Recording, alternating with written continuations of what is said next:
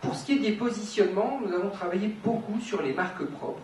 Si je regarde la structure de notre chiffre d'affaires, il a énormément muté en 15 ans. Il y a 15 ans, les marques propres, c'était encore ce qu'on appelait les contre-marques, finalement. On n'était que dans l'univers de la copie.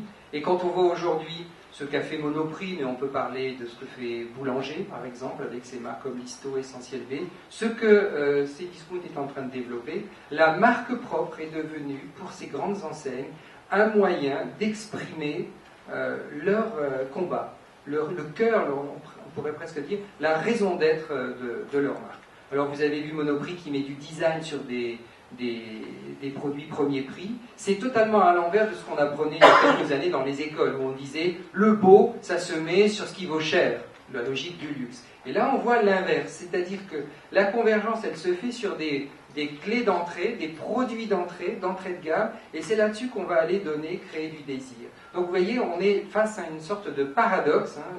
Les différentes diapos pour mon introduction là, sont des pages de paradoxe, c'est-à-dire qui vont à l'encontre des opinions que nous avions et sur lesquelles nous avons fondé finalement notre gestion des marques.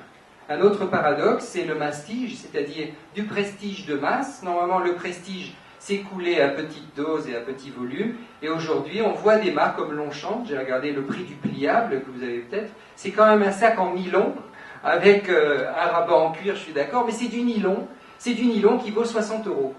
Donc quand vous calculez la survaleur pour la marque, c'est énorme, énorme. Mais qu'est-ce qui se passe? On achète les yeux fermés.